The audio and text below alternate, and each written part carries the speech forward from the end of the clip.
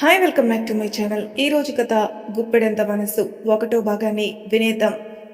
కార్తీక్ కార్తీక్ లేరా అంటూ వాళ్ళ ఫ్రెండ్ లేపుతుంటే కార్తీక్ లేచి ఏంట్రా ఇంత పొద్దు పొద్దున్నే నీకోలా అంటాడు. రేయ్ ఫ్లైట్కి టైం అవుతుందిరా లేచి రెడీ అవ్వరా అంటాడు రామ్. అవునా అంటూ కార్తీక్ ఫాస్ట్గా లేచి ఫ్రెష్ అయి నార్మల్ సూట్లో రెడీ అయి లగేజ్ తీసుకుని ఎయిర్పోర్ట్కి వెళ్తాడు. ఇండియాకి ఫ్లైట్ అనౌన్స్ చేయడంతో చెక్ ఇన్ అయి ఫ్లైట్ ఎక్కి చాలా హ్యాపీగా ఫీల్ అవుతుంటాడు. ఇండియాకి వెళ్తున్నందుకు, ఇంకా తన చెల్లి పెళ్లిని తన చేతుల మీద జరిపిస్తున్నందుకు. అది ఒక అందమైన పల్లెటూరు. పచ్చని పొలాలతో, కిలకిలలాడే పక్షుల అరుపులతో, అందరి పలకరింపులతో, పసిపిల్లల నవ్వులతో, వయసుకొచ్చిన కుర్రకారుతో, పెళ్లిడికి వచ్చిన కన్నె పిల్లలతో ఉర్రూగులుగుతున్న ఒక గ్రామం అది. రాజయ్య గారి ఇంట్లో పెళ్లి సందడి రావడంతో ఊరంతా సందడిగా ఉంది. రాజయ్య గారు ఆ ఊరి పెద్ద. ఆయన భార్య సుగుణ. భర్త చెప్పిందే వేదంగా మసులుకునే ఇల్లాలు. వాళ్ళ ప్రేమకి ప్రతీకలే కార్తికేయ, అంజలి. అంజలికి పెళ్లి కుదరడంతో ఇల్లంతా సందడిగా ఉంటుంది.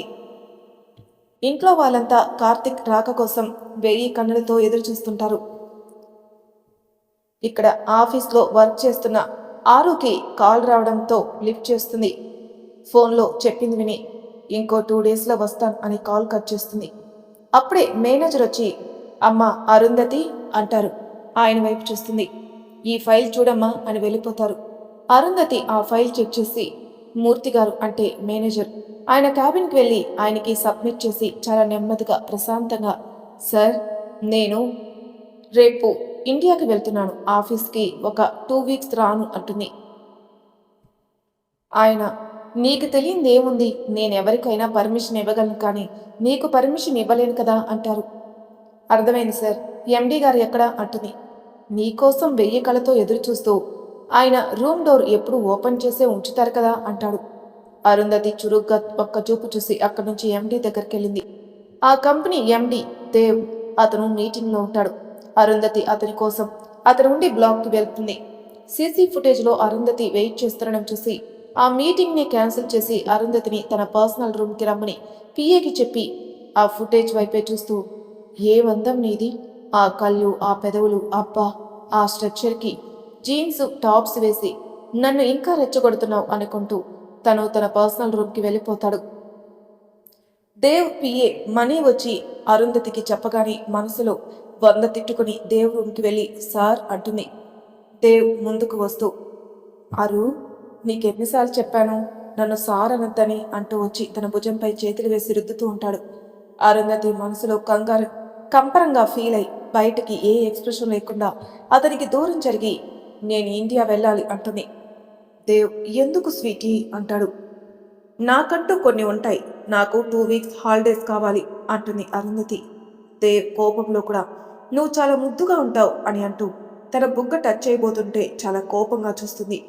దానితో సరే అని దూరం జరిగి నీ కోరిక నేనెందుకు కాదంటాను, వెళ్ళు, బట్ నువ్వేమన్నా వేషాలు వేస్తే నా గురించి తెలుసుగా, బ్రతికున్నన్నాళ్ళు నా దగ్గరే ఉండాలి, నాతోనే ఉండాలి అని అంటాడు గట్టిగా. అరుంధతి ఫేస్లో ఏ ఎక్స్ప్రెషన్ లేకుండా ఉంటుంది. నేను డ్రాప్ చేస్తాను ఎయిర్పోర్ట్లో, ఎప్పుడు వెళ్ళాలి అంటాడు దేవ్. రేపు ఈవినింగ్ అంటుంది. సరే వెళ్ళు, బట్ గుర్తుంచుకో నువ్వు నాకే సొంతం అంటాడు. అరుంధతి ఏం మాట్లాడకుండా తను వర్క్ చేసే బ్లాక్కి వెళ్ళి వర్క్ కంప్లీట్ చేసి వెళ్ళిపోతుంది. కార్తిక్ ఇండియాకి రీచ్ అయ్యాక ఎయిర్పోర్ట్ నుంచి వాళ్ళ ఊరికి క్యాబ్ బుక్ చేసుకుని వెళ్తూ ఇంకా ఈ రోజుతో నా నాటకం ప్రారంభించాలి కదా అనుకుంటూ బ్యాగ్లో ఎక్కడో ఉన్న స్పెక్స్ బాక్స్ తీసి స్పెక్స్ పెట్టుకుని ఇప్పటి వరకు ఫ్రీగా వదిలేసిన షర్ట్ బటన్స్ని పెట్టుకుని టక్ చేసుకుని చేతిలో సూట్ ఉంచుకుని హెయిర్ని స్టైల్గా ఉంచిన తను కష్టపడి నార్మల్గా సెట్ చేసుకుని ఆలోచిస్తూ కూర్చుంటాడు. కాసేపటికి వాళ్ళ ఊరు రావడంతో ఊరిని చూస్తూ కళ్ళలో ఆనందాన్ని నింపుకుంటూ ఉంటాడు. ఇంకా ఇల్లు రావడంతో ఆనందానికి అవధులుండవు. కార్తీక్ కార్ దిగిన వెంటనే అంజలి కార్తీక్ని చుట్టేస్తుంది. కార్తీక్ నవ్వుతూ కొత్త పెళ్లి కూతురా అని తలపై తట్టి వాళ్ళ నాన్న వైపు చూసి అంజలికి దూరం జరిగి ఆయన దగ్గరకొచ్చి కాళ్ళకి దండం పెట్టి నాన్నగారు బాగున్నారా అంటాడు. చేయి నీ యాక్షన్ చూసి ఎన్ని రోజులైందోరా అని నవ్వుకుంటూ లగేజ్ని పనివాళ్ళ చేత కార్తీక్ గదిలోకి పెట్టిస్తుంది అంజలి. కార్తిక్ వాళ్ళ అమ్మతో నార్మల్గా మాట్లాడి వాళ్ళ తాతయ్య నాయనమ్మ దగ్గర అతి వినయం ప్రదర్శించి రూమ్కొచ్చి బెడ్పై పడి ఉఫ్ ఇలా నటించడమే పని అయిపోయింది నాకు అనుకుని పడుకుంటాడు. అంజలి వచ్చి లేపి ఫ్రెష్ అయి భోజనం చేయడానికి రమ్మని చెప్పి వెళ్ళిపోతుంది. ఇంకా కార్తిక్ ఫ్రెష్ అయి వచ్చి తినేసి ఫ్రెండ్స్ని కలవడానికి వెళ్ళి వాళ్ళ బ్యాచ్ని మీట్ అయి సిట్టింగ్ వేస్తాడు. అంటే లైట్గా డ్రింక్ చేస్తాడనమాట. ఇంకా ఈవినింగ్కి ఇంటికి వచ్చి సైలెంట్గా అంజలితో ఫుల్ అలసిపోయానని చెప్పి తన రూమ్కి వెళ్ళి పడుకుంటాడు. అరుంధతి మార్నింగే లేచి లగేజ్ ప్యాకింగ్లో బిజీ అయిపోయి 2కి తిని కాసేపు రెస్ట్ తీసుకుని రెడీ అవుతుంది. దేవ్ వచ్చి హార్న్ వేయడంతో లగేజ్ తీసుకుని బయటకు వస్తుంది. అలా వస్తున్న అరుంధతిని చూసి ఫ్రీజ్ అయిపోతాడు.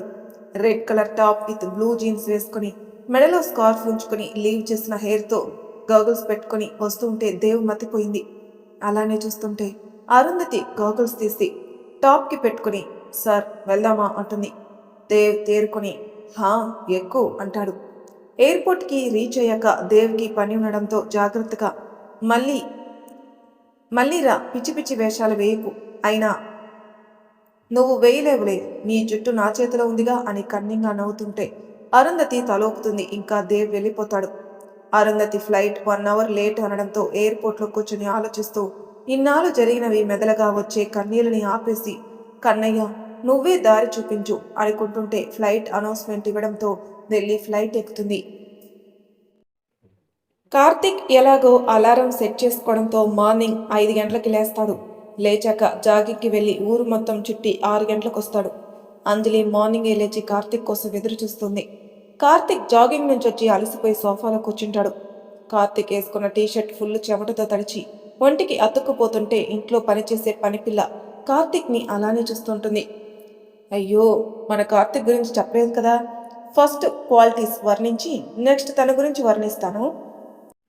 తప్పు చేస్తే క్షమించడు, మోసాన్ని అస్సలు భరించడు, నా అనుకుంటే ప్రాణాన్ని కూడా లెక్క చేయడు, గొడవ పడడం, అందులోనూ మంచి కోసం గొడవ పడడం అంటే ఇంకా ఇష్టం. కానీ అవి వాళ్ళ నాన్నగారికి తెలిస్తే కష్టం. అందుకే ఇంట్లో ఏమీ తెలియని అమాయకుల్లా నమ్మిస్తాడు అందరినీ. తన చెల్లికి మాత్రమే కార్తీక్ అంటే ఏంటో తెలుసు. ఏ ఆడపిల్లని తప్పుగా చూడడు, అది తన సంస్కారం. మంచికి మంచి, చెడుకు చెడు అన్నట్టుంటాడు. ఫ్రెండ్స్ని తన ఫ్యామిలీ మెంబర్స్ లానే ట్రీట్ చేస్తాడు. బట్ వాళ్ళ దగ్గర నటించడులేండి, ఇంకా వాళ్ళ కోసం ఏదైనా చేస్తాడు. ఫ్రెండ్స్కి ఎవరికైనా కార్తిక్ అంటే పిచ్చి. ఎందుకంటారా, కార్తిక్కి ఉన్న ఇంటెలిజెన్స్కి, బలానికి, పవర్కి ఎవరూ సరితూగరు. అలాంటి వాడు మన హీరో కార్తికేయ గారు. తను వేరే కంట్రీలో ఒక కంపెనీకి సీఈఓగా వర్క్ చేస్తున్నాడు. ఇంకా తన గురించి చెప్పాలంటే కరెక్ట్గా 6 ఫీట్ ఉండి, దానికి తగ్గ వెయిట్ ఉండి, చురుకైన కళ్ళతో, పెదవులపై చిన్న నవ్వుతో ఎస్విఎస్సిలో సమంత చెప్పినట్టు ముట్టుకుంటే డాగెడిపోయేంత రంగులో ఉంటాడు. ఆ ఊర్లో సగం పైన అమ్మాయిల కళ్ళు అన్నీ కార్తీక్ పైనే ఉంటాయి. కార్తీక్ అంజలి వైపు తప్ప ఏ అమ్మాయి వైపు చూడడు. ఇక చదువుకునేటప్పుడు ఫ్రెండ్స్ ఉన్నా ఎంతవరకు ఉండాలో అంతవరకే, ఇంకా ఎక్కువ మాట్లాడేవాడే కాదు. అమ్మాయిల్లో అంజలినే తన బెస్ట్ ఫ్రెండ్ ఎప్పటికీ, అండ్ తన బెస్ట్ సిస్టర్ కూడా. ఎవరితో అయినా జోయల్గానే ఉంటాడు బయట. ఆ ఊళ్ళో అండ్ ఇంట్లో మాత్రం కార్తీక్ ఏమీ తెలియని అమాయకుడు, బుద్ధిమంతుడు, అలానే బిహేవ్ చేస్తాడు. ఇదే కార్తీక్ గారి చరిత్ర. అలా చూస్తున్న పని పనిని చూసి సుగుణ గారు, నువ్వు ఇంటికెళ్ళు, ఇంకెప్పుడు ఇంటికి రాకే అని కోపంగా చెప్పి టవల్ తెచ్చి కార్తీక్ చెమట తుడిచి మెటికలు విరిచి ఫ్రెష్ అయ్యి రమ్మంటారు. కార్తీక్ సరే అమ్మా అని వెళ్ళి ఫ్రెష్ అయ్యి వస్తాడు.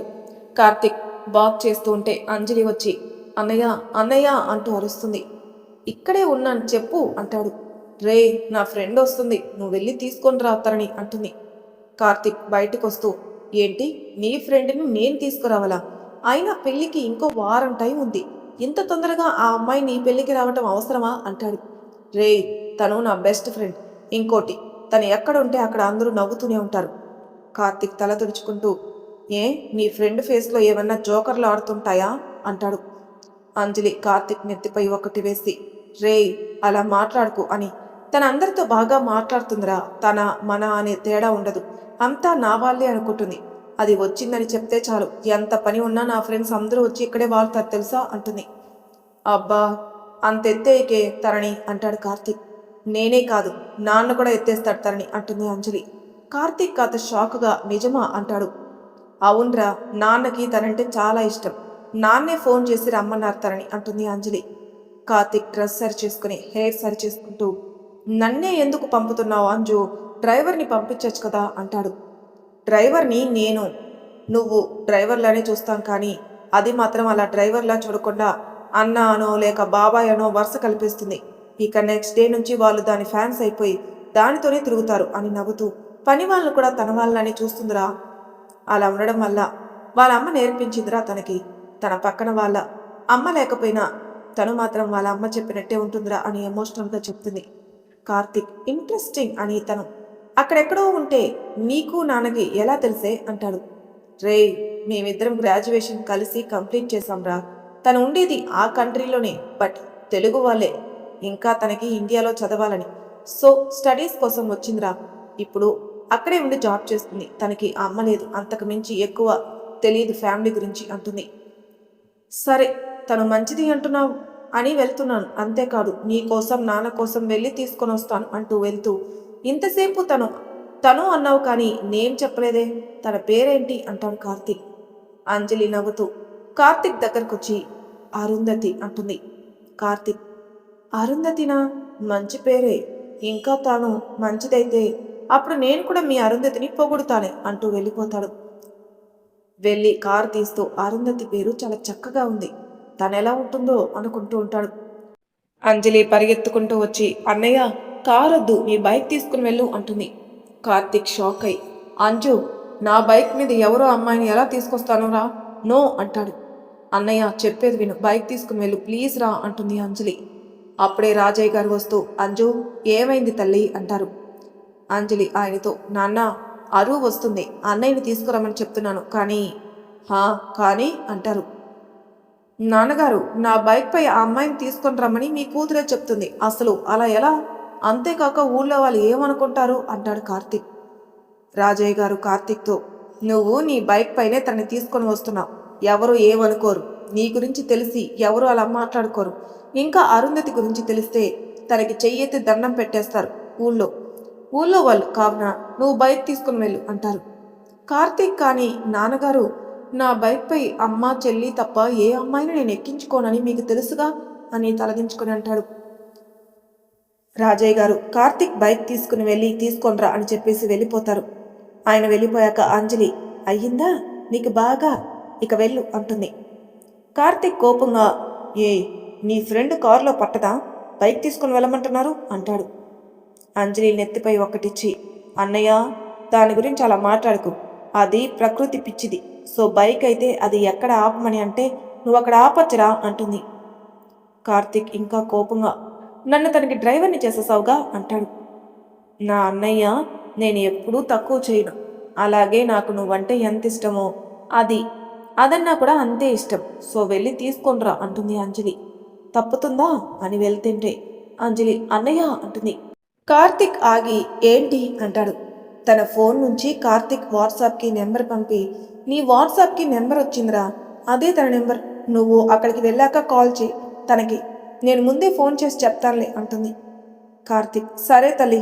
మార్నింగ్ లేచి ఎవరి మొహం చూస్తానో ఇలా ఉంది అనుకుని వెళ్తూ, అరుంధతిని గురించి వీళ్ళు చెప్పిన మాటలు బట్టి కోతలు కాదా, నాకు తెలుసు, అసలు అలాంటి అమ్మాయి ఉంటుందా, చూస్తాను అనుకుంటూ ఎయిర్పోర్ట్కి వెళ్తాడు. అరుంధతి ఫ్లైట్ ల్యాండ్ అయ్యాక ఫ్లైట్ దిగి ఎయిర్పోర్ట్ లోపలికి వచ్చి అక్కడే కూర్చుని ఏడుస్తూనే ఉంటుంది. ఎంతసేపు ఏడ్చుంటుందో తనకే తెలీదు. ఇక తన మనసులో, అరు కామ్ అవ్వు ప్లీజ్ అనుకుని, నువ్వు అంజు పెళ్లికి వస్తున్నావు, నీకు తెలుసుగా అరు, నిన్ను అమ్మలా చూసుకుంది, ఇంకా వాళ్ళ నాన్నగారు తన కూతుర్లానే చూసుకున్నారు. ఇప్పుడు నువ్వు ఇలా బాధపడుతూ ఉంటే వాళ్ళు పెళ్లిలో సంతోషంగా ఉండలేరు. సో నువ్వు పాత అరుంధతిలా మారుతావు, ఎందుకంటే ఎదుటివారి నవ్వే నీ నవ్వు అనుకుంటావు కదా. ఇక ఆ కంట్రీలో లైఫ్ అండ్ ఆ దేవుని అక్కడే వదిలేసి ఈ 2 వీక్స్ నీలా నువ్వు ఉండి ఎంజాయ్ చేయి. ఇదే నీ లైఫ్లో నువ్వు ఆఖరిగా సంతోషంగా ఉండేది. అక్కడికి వెళ్ళాక ఆ దేవు నీకు నరకాన్ని చూపిస్తాడు కదా అని తనకి తాను ధైర్యం చెప్పుకొని కళ్ళు తుడుచుకొని ఫేస్ వాష్ చేసుకుంటుంది. అప్పుడే ఫోన్ మోగుతూ ఉంటుంది. అరుంధతి ఫోన్ లిఫ్ట్ చేసి, అంజు, నేను ఎయిర్పోర్ట్కి వచ్చేసాను అంటుంది. సరే ఆరు, అన్నయ్య వస్తాడులే, వాడే కాల్ చేస్తాడు అంటూ, ఉండు నీకు వాడి నెంబర్ పంపుతా అని పంపించి అరుంధతితో, వాడు వచ్చి నేను తీసుకొస్తాడు, నువ్వు నీకు నచ్చినట్టు ఉండు, వాడేం పెద్దగా పట్టించుకోడు, అయినా నాకు తెలుసు మా ఆరు ఒకరి కోసం తనని తాను చేంజ్ చేసుకోదు కదా అంటుంది అంజలి. అరుంధతి చిన్న నవ్వు నవ్వి మనసులో, ఆ అరుంధతి చనిపోయింది అంజు, ఎప్పుడో, ఇప్పుడు ఉన్నది ఈ దేహం మాత్రమే అనుకొని సరే అంజు ఉంటాను, సారీ వస్తానులే అక్కడికి అని అంటుంది. అంజలి సరే అని ఫోన్ పెట్టేసి నాన్న చెప్పినట్టు దాని వాయిస్లో ఏదో చేంజ్ ఉంది, ఏమై ఉంటుంది అనుకుంటూ ఆలోచిస్తుంది. అరుంధతి ఎక్సలేటర్ ఎక్కి కిందికి వస్తుంది. ఇంకా తను చూడ్డానికి ఎలా ఉంటుందంటే మరీ ఎక్కువ లావు కాకుండా సన్నగా ఉండి 5.7 హైట్తో ఉంటుంది. తన స్ట్రక్చర్ కవులని సైతం కవిత్వంతో ముంచెత్తెత్తే ఆ అబ్బాయిలకు మాత్రం పిచ్చెక్కించేలా ఉంటుంది. కార్తీక్ కలర్కి ఏమాత్రం తక్కువ లేకుండా కలర్ ఉండి ఒత్తైన జడతో, నేరేడు కళ్ళతో, సన్నని చక్కటి ముక్కుతో, అరవిరిసిన ఎర్రని గులాబీ లాంటి పెదవులతో, సొట్ట బుగ్గలతో, రంభ ఊర్వశి మేనకల్లో ఎవరో ఒకరు తీరి దివి నుంచి దారి తప్పి భువికి వచ్చిన అప్సరసలా ఉంటుంది. అంతటి అందం తనది. ఇంకా క్యారెక్టర్లో నిజంగా అరుంధతిని తలపిస్తుంది. అరుంధతి ఎక్సలేటర్ నుంచి కిందికి దిగి బయటకు వస్తూ తన గోగల్స్ తీసి తన టాప్కి పెట్టుకుంటుంది. మరి తర్వాయి భాగంలో ఏం జరుగుతుందో నెక్స్ట్ ఎపిసోడ్లో తెలుసుకుందాం. అంతవరకు నా ఛానల్ సబ్స్క్రైబ్ చేయని వాళ్ళు ప్లీజ్ సబ్స్క్రైబ్ చేసుకోండి, లైక్ చేసి షేర్ చేయండి, మీ అభిప్రాయాలు నాకు కామెంట్ రూపంలో తెలియజేయండి. Thank you for listening.